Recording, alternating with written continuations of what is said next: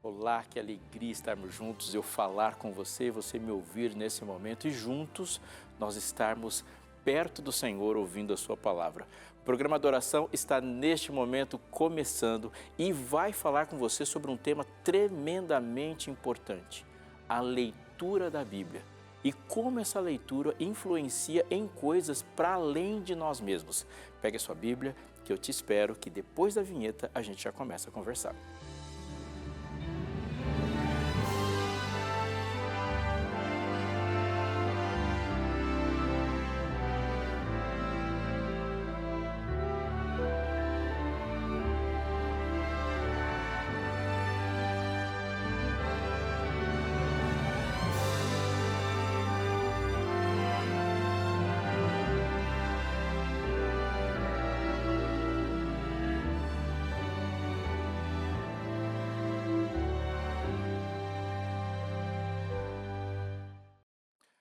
Estudar a palavra de Deus é uma das atividades mais importantes que podemos fazer nesta vida. Anota bem essa frase. Não gostar da palavra de Deus e não gostar de Deus é a mesma coisa. Mas também há profundidade sobre isso da forma positiva também, porque Deus definiu a vida eterna em conhecê-lo. E devemos conhecê-lo. Eu quero te chamar a atenção para que você se dê a oportunidade de conhecê-lo ainda mais através dessa revista, que ela é um condutor pelo texto bíblico junto com você, para que você conheça ainda mais. O tema se diz, e se diz importante logo de cara, a procura da verdade. Você está aí, dentro desse espectro. Então faz o seguinte, liga para a gente. Fala conosco, entra no site da Escola Bíblica, se você já tem essa revista, você tem outras lá à sua disposição. A procura da verdade é algo tremendamente importante para você, para a sua família, e nós vamos descobrir agora, ao estudar a Bíblia, que é importante para todas as pessoas ao seu redor. Não perca essa oportunidade, ela é de graça, é só pedir. Eu estou com a minha Bíblia aberta no Evangelho de Lucas, no capítulo 10. Nós, antes de abrirmos a Bíblia, devemos sempre, anota aí, sempre buscar o auxílio daquele que inspirou, aquele que revelou a vontade, também deve agir dentro de nós para que essa verdade ocupe o espaço adequado dentro do nosso coração. E é bom também, quando abrirmos a Bíblia, termos as nossas preocupações, ansiedades, angústias, sonhos, todos deixados sobre a gestão de Jesus, para que nós tranquilamente possamos nos aquietar e ouvi-lo. Eu quero fazer isso com você. Eu vou fechar os olhos aqui.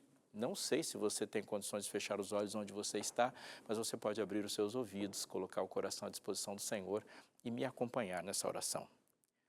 Senhor, nosso Deus, nosso Pai, queremos te louvar, queremos te engrandecer, queremos te adorar e te exaltar, mas com a nossa vida, e isso sempre. Neste momento temos dois pedidos a ti. O primeiro é que o Senhor tome nas tuas mãos todas as nossas preocupações, angústias, dores, nossos anseios, nossas preocupações com outras pessoas, tudo que possa nos atrapalhar de te ouvir. E que isso esteja nas tuas mãos e possamos descansar nisso. A segunda coisa que queremos te pedir é que o Senhor nos dê a luz do saber, para que de coração, de mentalidade aberta, tenhamos a sabedoria e inteligência para te ouvir, te aceitar e proceder conforme o teu comando. Em nome de Jesus. Amém. A parábola do samaritano é, sem dúvida, uma das parábolas mais conhecidas da Bíblia. Ela está lá, figurando entre as trends de parábolas que se cita por aí, junto, por exemplo, com a parábola do filho pródigo. Talvez a parábola do filho pródigo e a parábola do samaritano são as que mais geram outras frases. Quem nunca ouviu o bom filho a casa torna, não é? Pois é, uma referência à parábola do filho pródigo. Mas também, quem nunca passou em algum lugar e viu uma instituição, certamente um hospital com esse nome do samaritano, o bom samaritano. Tudo isso, ela é derivado daquela poderosa explicação de Deus quando ele falou da parábola. Preste atenção numa coisa, eu vou ler o texto com você daqui a alguns segundos. Uma parábola não é uma historinha, uma parábola não é meramente uma ilustração. Uma parábola, ela não é assim uma aplicação pequena de uma verdade já dita, muito mais do que isso. Uma parábola é um míssil. apontado na direção das nossas ideias viciadas e tortas. Uma parábola tem a intenção de virar o pensamento de cabeça para baixo. E não que Deus quer que a gente pense de forma invertida, mas Ele quer nos colocar na maneira certa de pensar. Uma parábola tem um efeito de fazer com que a gente pense o óbvio, mas ele só é óbvio depois que Deus disse, portanto, faz parte do estudo da Bíblia, prestar muita atenção nas parábolas. A Bíblia tem muitas parábolas, a maior parte delas está concentrada nos 4 evangelhos, mas ainda no Antigo Testamento há muitas parábolas e referências a elas, por exemplo, nos Salmos, para que Deus coloque diante de nós o que os nossos olhos não são capazes de ver.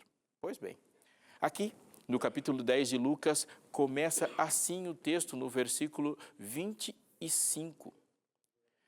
E eis que certo homem, intérprete da lei, se levantou com o objetivo de pôr Jesus à prova e lhe perguntou: Mestre, que farei para herdar a vida eterna?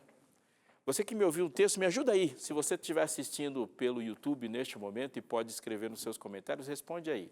Qual era a profissão desse homem que fez essa pergunta para Deus? Isso é muito importante e a gente tem que ter isso em mente nos próximos versículos todos. Se você escreveu aí que ele era um intérprete da lei, parabéns, você acertou. Quando se fala intérprete da lei, a palavra que foi usada por Lucas ali, que escreveu o texto em grego, é nomikos, da palavra nomos, de onde veio o nome deuteronômio, de onde você usa a palavra autônomo. Nomos é uma referência, uma palavra raiz hebraica para lei.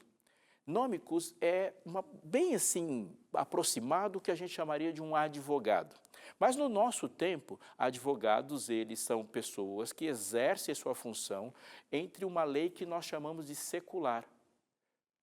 Mas nós estamos falando de Israel. Então, a lei de Deus, ela é civil, ela é sanitária, ela é cerimonial, ela é moral, é a lei toda. Portanto, o intérprete da lei, ele é o intérprete da Bíblia, ele é o intérprete do Pentateuco, ele é especializado em trazer o texto bíblico para a sua aplicação. E agora ele chama Jesus para uma conversa, mas perceba que também é uma outra coisa muito importante nesse primeiro versículo para que a gente entenda todos os demais. Me acompanhe. Este certo homem, ele era um intérprete da lei por ofício e ele se levantou. Jesus estava pregando e Jesus estava falando com a multidão e, obviamente, Jesus estava chamando muita atenção. Você imagina as frases que Jesus ouvia da multidão, as frases que são colocadas na Bíblia depois que Jesus falava, e qual deveria ser o sentimento das pessoas que tinham esse ofício, essa profissão, aqueles que também pregavam. Veja, Jesus, depois de falar, alguém dizia essa frase: nunca ouvimos alguém falar como este homem. Para onde iremos nós? Tu tens a palavra da vida eterna. As constatações depois que Jesus pregava eram impressionantes. Agora, tinha uma que incomodava ainda mais.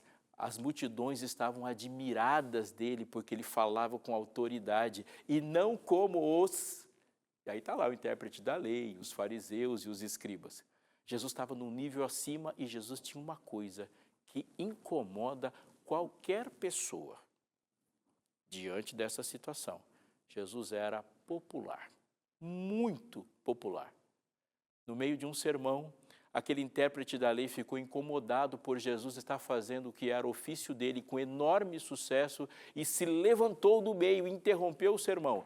Qual era a intenção daquele homem? O texto diz que a intenção daquele homem era colocar Jesus à prova.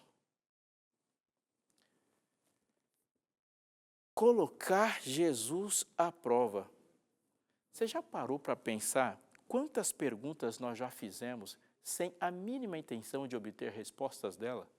Já parou para pensar quantas perguntas se faz a respeito da Bíblia sem a mínima intenção de ter uma resposta?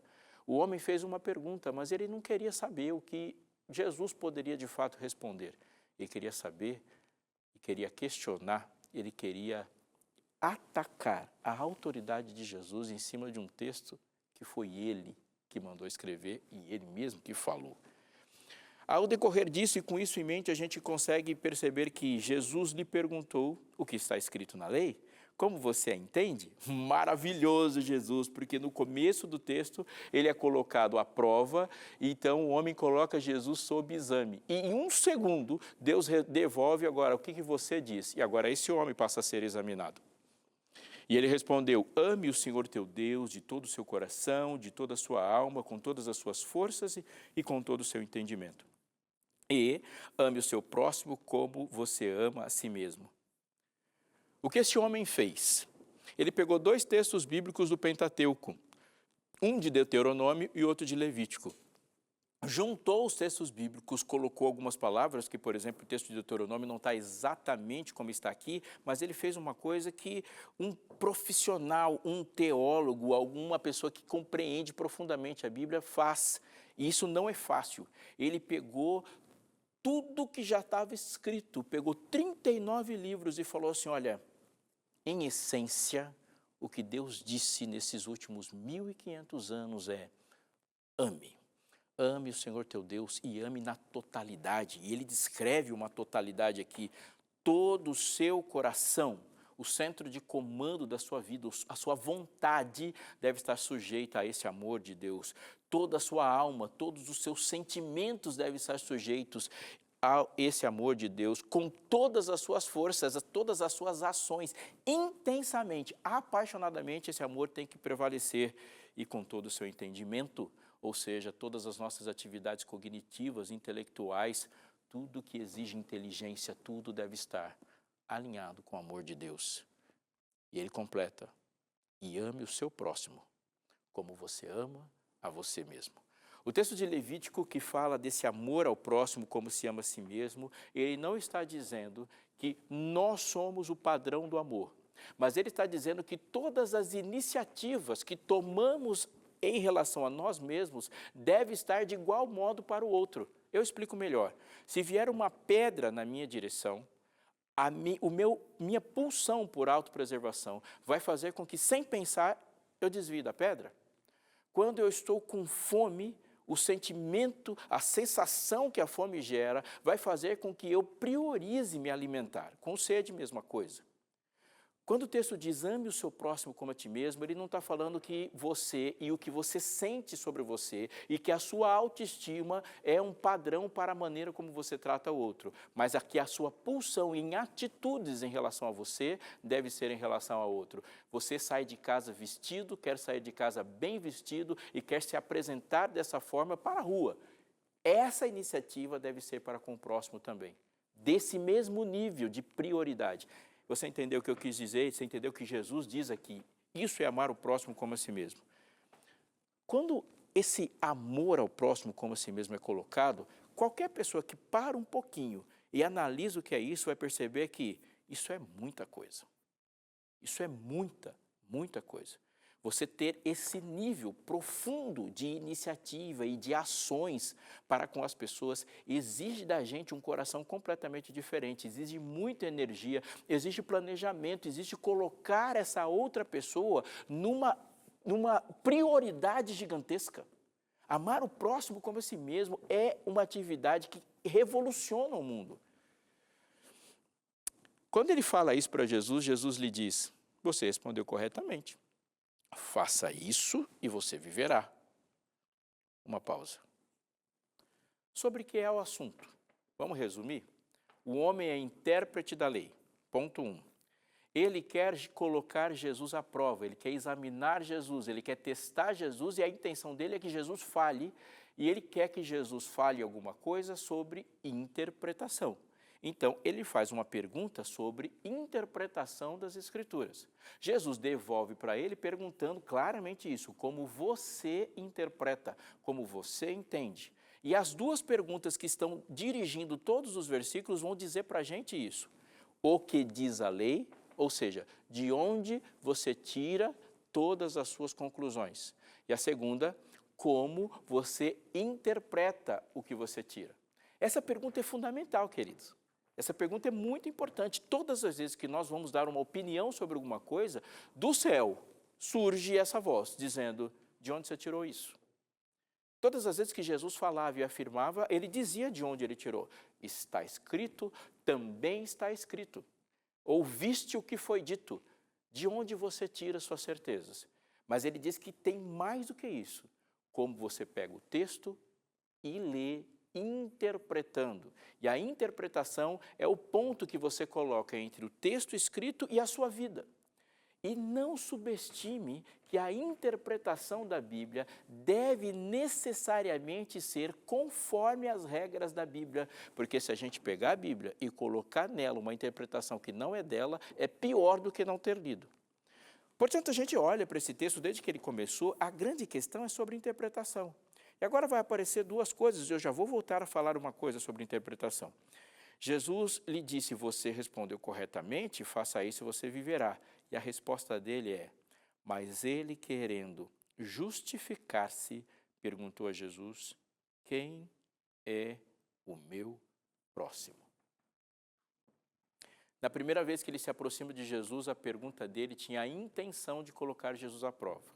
E com a intenção de colocar Jesus à prova, ele pergunta sobre interpretação do Antigo Testamento. Jesus conhecia a pergunta e conhecia a intenção. E a resposta de Jesus foi para as duas coisas. Como você faz isso? E devolve a prova para ele. Ele responde, Deus fala, você fez corretamente. É assim que eu entendo também. Faça isso e você viverá. Faça isso e você viverá. Responde a pergunta que ele fez. Como você interpreta, responde a pergunta que ele não fez, mas a intenção. Agora ele vai fazer de novo a mesma coisa, porque ele está querendo justificar-se. Essa é a intenção de novo dele. E a pergunta é, quem é o meu próximo? No decorrer do texto, ele vai acumulando questões que Jesus vai responder todas na mesma parábola. Vamos lá? As duas perguntas que ele fez é quem é meu próximo e como se interpreta corretamente o texto bíblico. As perguntas que ele não fez é, Jesus, esse Jesus que está pregando, ele é o Jesus do Antigo Testamento, ele tem autoridade, quem é Jesus? E como Jesus sobrevive a um crivo quando se coloca para ele uma questão de interpretação. E a segunda pergunta, e essa segunda intenção é tão importante quanto, e traz para a gente uma enorme responsabilidade. Ele estava querendo justificar-se. Presta muita atenção no que eu vou dizer. A palavra justiça é uma das palavras mais repetidas da Bíblia e ela é central na Bíblia. Há a justiça, a justificação e, ao contrário dela, a autojustificação. Nós temos uma escolha todos os dias, se vamos permitir que Deus nos justifique ou se nós vamos continuar tentando nos justificar. Mas presta atenção na profundidade que é isso. Sempre depois de uma autojustificação, haverá uma declaração, mesmo que oculta, do que aquilo gera de mérito. Vou exemplificar trazendo para um exemplo infantil. Uma criança diz assim, papai, eu comi tudo. Isso é autojustificação. Portanto, quero sobremesa. Papai, eu fiz a minha tarefa e meu irmãozinho não. Se eu fiz a tarefa, meu irmãozinho não, portanto, já posso sair daqui e ir para pregar, e ir brincar, por exemplo. De qualquer forma, sempre quando a gente dá uma explicação sobre nós mesmos, nós estamos trazendo aquilo que merecemos com essa justificação. Chefe, eu cheguei atrasado, mas dá uma justificação. Mesmo sem falar, portanto, está tudo certo agora, eu saí da sua frente e ir trabalhar normalmente. Eu amo o meu país mais do que os outros, portanto, mereço as benesses dele. Portanto, sempre há, eu sou dizimista, portanto, eu sou ofertante, portanto, eu não sou como estes, eu jejuo todo dia, portanto, tudo isso é autojustificação. É por isso que Deus combate a autojustificação o tempo todo, porque a autojustificação coloca diante de Deus alguma coisa que merecemos. Meu amigo, minha amiga, se a gente for olhar para Deus e com maneira correta dizer o que merecemos, devemos esperar, depois de dizer isso, que um raio caia na cabeça e a gente morra, ou que o céu se abra, ou que fogo caia do céu. Porque somos todos pecadores. E o salário do pecado é a morte. Se você está me ouvindo neste momento, é porque você está vivendo num patamar de existência muito maior do que você e eu merecemos. Quando nós nos justificamos, o caminho levará à morte. Quando Deus nos justifica, o caminho levará à vida. Porque Deus consegue, e só Ele consegue, te salvar, pagar o preço da explicação sem ser injusto, pagar o preço da sua salvação sem ser injusto. Portanto, Deus levará você para a eternidade e diante de todos os seres inteligentes, Ele vai justificar o fato de você estar lá e isso está correto. Ou Deus faz isso, ou o resultado é uma trágica morte, imerecida morte. Ele, querendo justificar-se, fez a pergunta: se um próximo merece tudo isso, quem é o meu próximo? Em nome de Jesus, eu te chamo a colocar o seu coração nessas frases. A pergunta dele final, ela está alinhada com toda a estrutura do seu pensamento. Lembre-se que quando ele começa a conversar com Deus, ele faz uma pergunta aparentemente contraditória, porque ele diz assim: o que farei para herdar? Qualquer criança responderia essa pergunta. As minhas filhas que são novas iam levantar e falar assim: isso aí não está batendo. Por quê? Porque herança não é uma coisa que se faz. Se você é herdeiro, é porque você não fez nada. Alguém te fez filho. Que farei para herdar? Opa, não tem nada a ver. Eu não fiz nada para herdar nada de meu pai. Eu nasci dele. E você também. Herdeiros são filhos. O que fez a fortuna foi o pai, não o filho. Que farei para herdar? Traz para a superfície um tipo de pensamento. Ele não é um bobo, ele não é um insensato, ele é um intérprete da lei. E faz uma pergunta aparentemente incoerente. Ele acredita, presta atenção, ele acredita que essa vida eterna é doada sim por Deus. Ele acredita que a vida eterna é uma herança. O que ele não acredita é que todos são filhos. E agora ele deu uma volta nele mesmo para justificar o injustificável. Você pode perceber que o jovem rico, que é da mesma escola que esse homem, alguns capítulos depois vai fazer a mesma pergunta: que farei para herdar? Ele fala: bom mestre. O jovem rico chega e fala: que farei para herdar? E como assim? Presta atenção de novo. Ele acredita que Deus concede a vida eterna aos seus filhos. O que ele não acredita é que todos sejam filhos. Então a pergunta que farei para herdar é: o que eu posso fazer para entrar nessa categoria de ser filho e agora automaticamente receber a herança? É terrível o que está acontecendo aqui, mas é tremendamente humano, porque nós fazemos assim, nós pegamos uma verdade ou uma mentira e demos uma volta nela, e uma mentira virada de cabeça para baixo continua sendo mentira. Uma mentira dita por um mestre da lei também é mentira. Uma mentira dita por uma prostituta, por um marginal, também é mentira. E uma mentira dita por um doutor continua sendo mentira. E uma mentira dita por todas as pessoas continua sendo mentira. E uma mentira muito bem elaborada é mentira. Lá em casa a gente conversa muito sobre isso e sobre a Bíblia, né? E há uma frase que sempre fica, e a gente, lá em casa em família, as minhas filhas que são novas sempre falam assim: é muito bonito, mas não está na Bíblia. E a gente coloca isso como regra e você deve colocar na sua vida também. Tem coisinhas que é bonito, mas se não foi Deus que disse, é uma beleza que mata. Que farei? E quem é meu próximo? Olha o que ele está dizendo. Quem é meu próximo? É uma pergunta terrível. E as palavras adequadas eu não vou dizer agora, porque quando ele pergunta quem é meu próximo, ele está dizendo assim: algumas pessoas devem ser amadas e outras não. Algumas pessoas são dignas de que eu me desprenda para elas e outras não. E ele está fazendo isso a partir da leitura de Levítico 18. Ele está tirando de Levítico 18 tudo que é fora do círculo dele. Amigo, presta atenção nessa frase. Quando Deus disse para você amar o próximo, ele disse que você deveria amar uma pessoa radicalmente diferente de você. Porque amar todos os que são iguais não é amor ao próximo, é amor a si mesmo. E aí tem outra palavra para isso, de que não é religião. A palavra para isso é narcisismo. Narcisos gostam de espelho.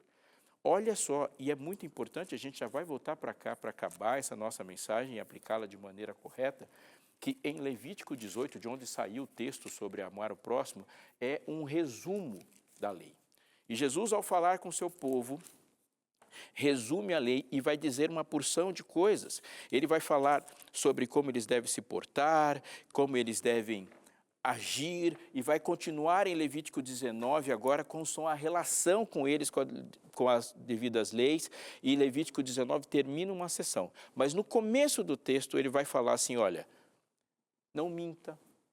Quando você for colher o seu campo, colha de uma maneira que beneficie os outros. E ele vai falando, e a impressão que uma pessoa vai tendo é que tudo que está sendo colocado ali é para alguém próximo, vizinho.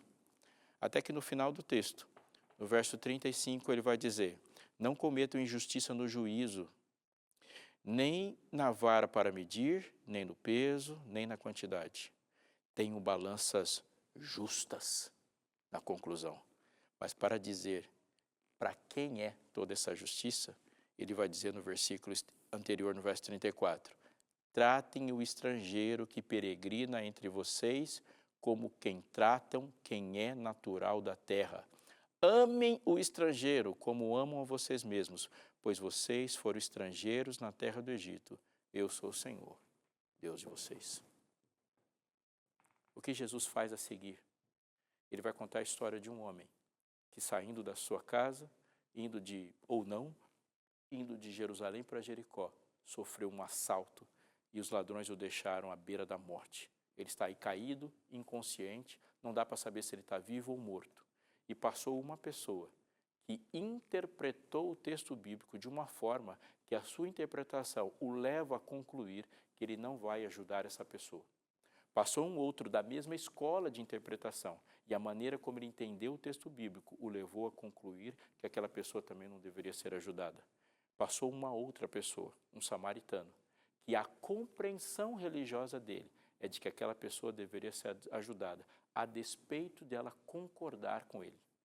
Se é estrangeiro, e quando se fala estrangeiro para Israel, está colocando por implicação de que ele não adora o Deus de Israel, de que ele não tem nem os ritos de pureza de Israel. Falar de alguém que não é Israel, quando todo o povo de Deus no mundo, neste tempo, é chamado de filhos de Israel, é dizer de alguém de uma cara diferente da sua. É falar de alguém que tem um emprego diferente do seu, de uma filosofia diferente, de um Deus diferente. O samaritano era o ser mais diferente possível alcançado, por exemplo.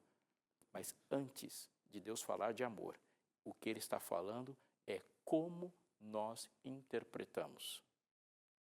Querido, querida, a conclusão desse texto é: a maneira como compreendemos o texto bíblico determina se alguém vive ou alguém morre a partir dessa compreensão.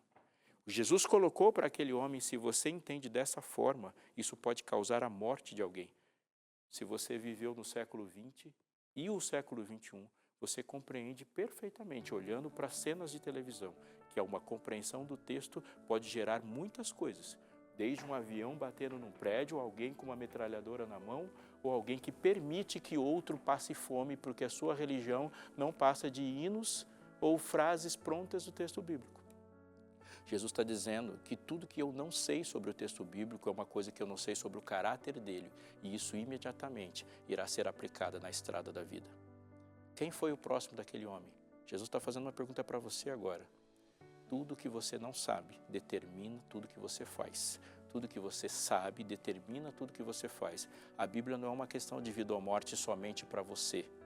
A Bíblia é uma questão de vida ou morte para todos que estão se relacionando com você. Porque se o levita pensasse a Bíblia de forma diferente, ele teria ajudado.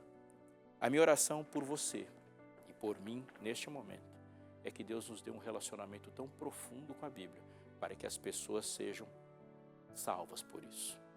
Pai querido, faz-nos conhecer-te pela Tua palavra. Dá-nos força para entender, força para aceitar e sabedoria para interpretar, para que Teu nome seja glorificado em todas as circunstâncias. Em nome de Jesus. Amém.